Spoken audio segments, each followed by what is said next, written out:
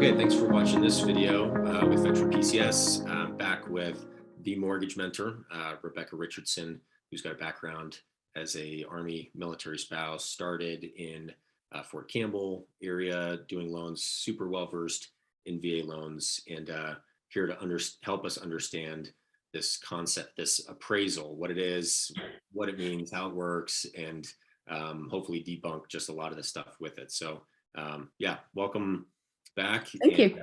Yeah, feel free. So you're out of North Carolina, Right. And have how many years background as a loan officer? 20 plus years at this point. Yep. Okay, so that's like hundreds, Thousands of yeah. loans and scenarios, and it's still sometimes I am still surprised. Right. but yes, I unfortunately somebody else already has the best tagline, but it's great, which is, we know a thing or two because we've seen a thing or two. So it kind of feels like that sometimes, is just come across all kinds of different situations over the years.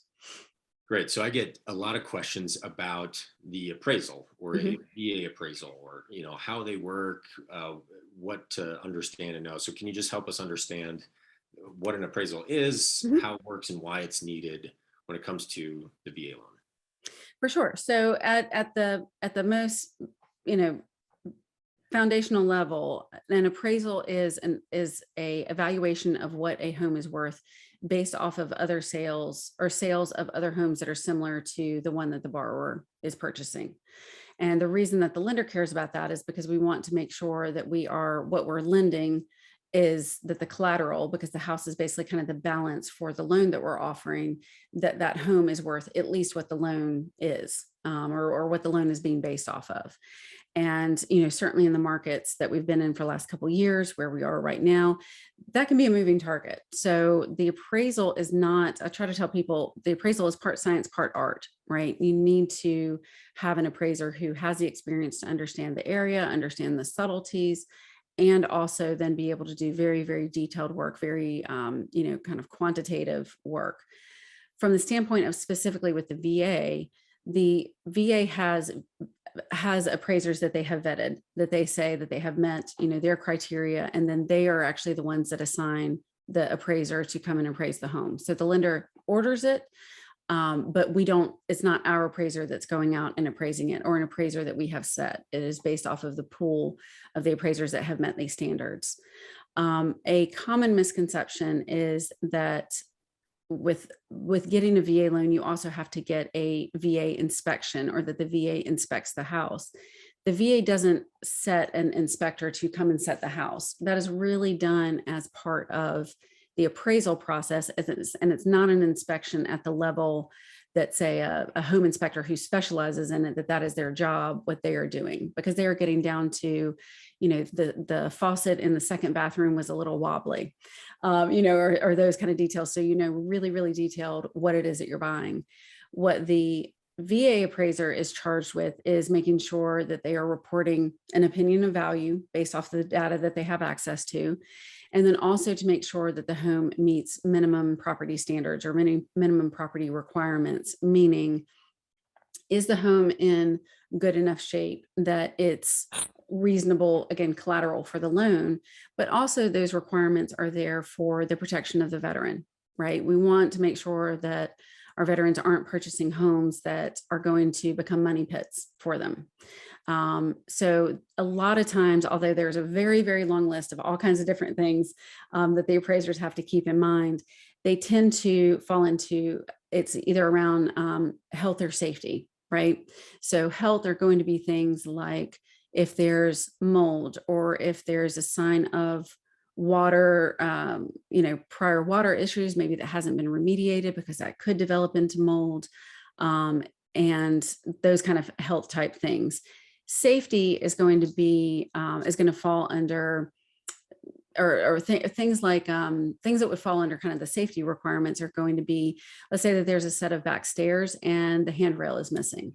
Well, that's unsafe. I've seen things where there's, maybe floors that that were pulled up, and the tack strips, meaning what the carpet actually adheres to on the floor, those are still exposed. So they can get really detailed. But if you think about them, in the sense of, is this a health issue or is this a safety issue?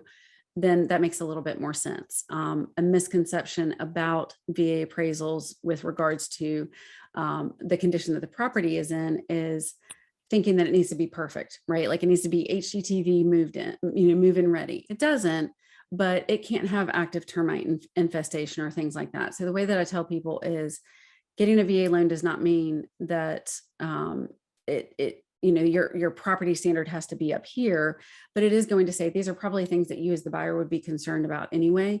You just have a little bit of muscle of it being part of the VA guidelines to make sure that the home that you're buying, again, isn't going to be a money pit. Right. And there's some, so when people are considering or looking at buying a house in a certain area, I know that there's around, different areas of the country have a lot of times different inspections or issues that can come up where they can, if they get an inspection, like a water test, if there's common water issues, in an area, Right. they get that inspection done early and remediated so that they don't miss, a closing date or something like that. Exactly. So the appraisal is meant to capture most of the things with the property, but you do still need it's actually wood destroying insect report, but most of the time it comes up as termites or carpenter bees, other things like that to make sure that structurally, the house hasn't been compromised. But it's also going to be, if you're on a well, you're going to need to have a water test to make sure that the water is again, under that safety umbrella, that the water is safe to drink. So those are some of the things that are going to come up. Again, stuff that probably the buyer is going to want to know about anyway, but it's just made as part of the loan to make sure that it happens.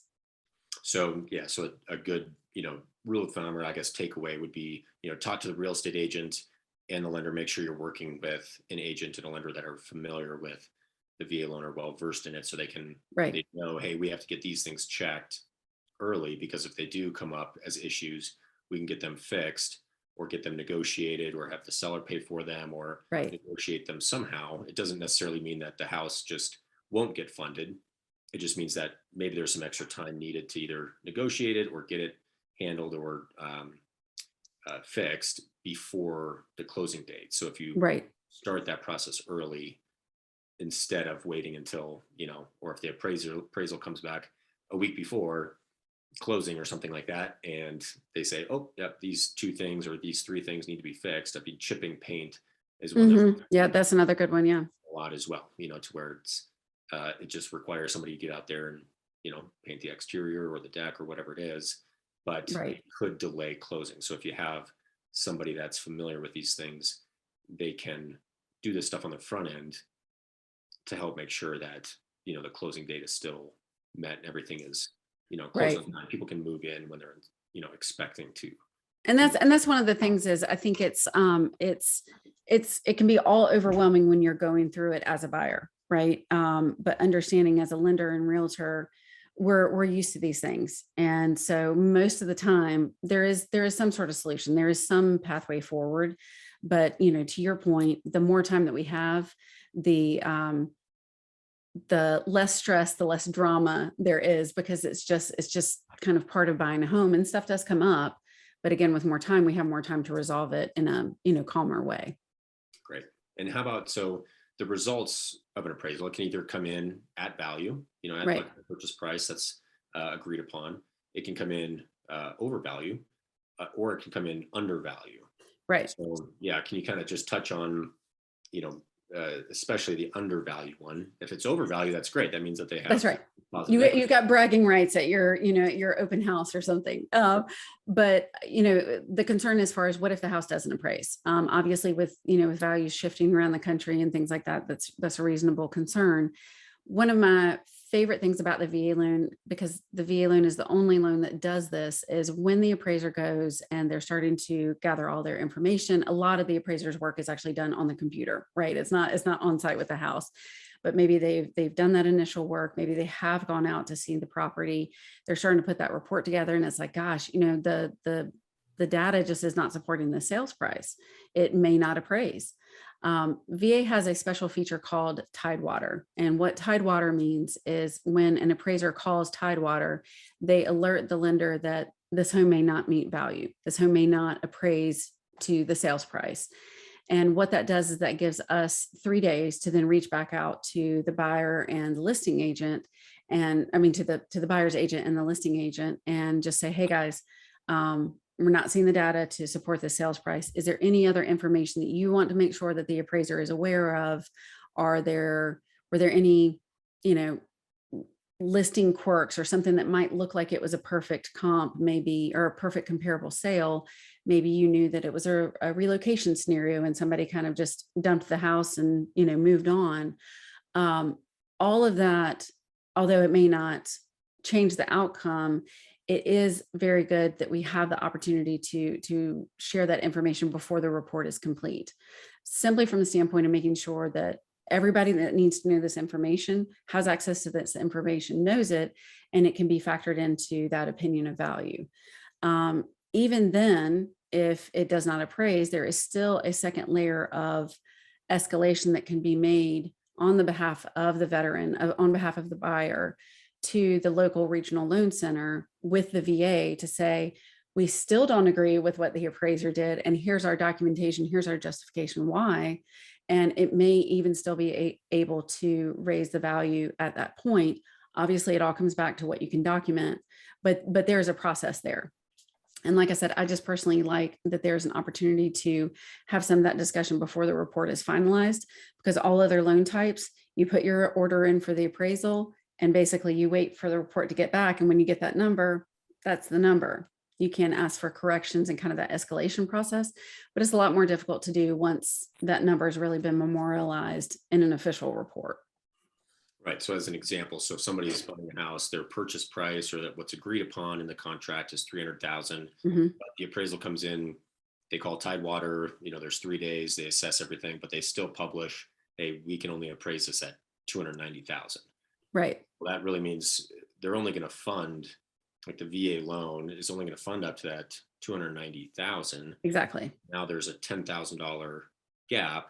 Right. And it doesn't necessarily mean that the deal is lost or anything like that. It just really goes into negotiations to where you're correct. And that's the thing is, it's you know, it does not mean that the deal is dead, but it does mean that the way that I tell people is your loan is always going to be based off the sales price or the appraised value, whichever is less, you know, when it's a purchase.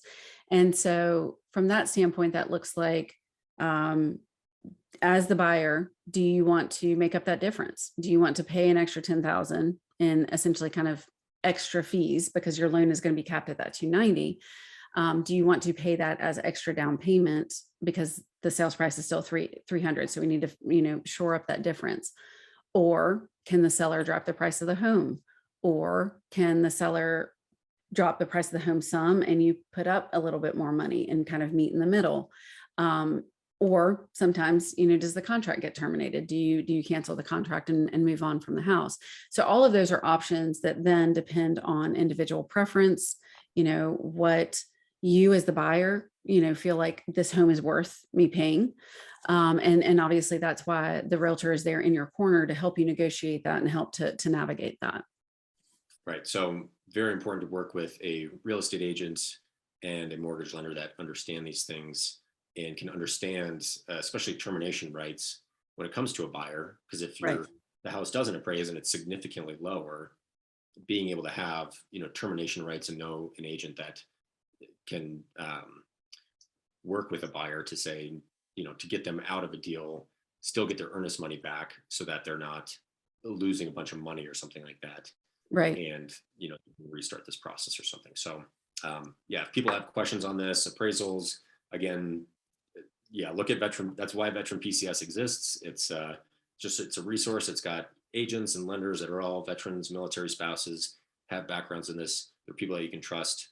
People can find you on the North Carolina page, but again, you're licensed in over 25 states. We'll link you, you know, with this this video and everything, so that if people have questions, they can get in contact with you directly, or again, find an agent on Veteran PCS and ask some questions early. Early in the process is always good.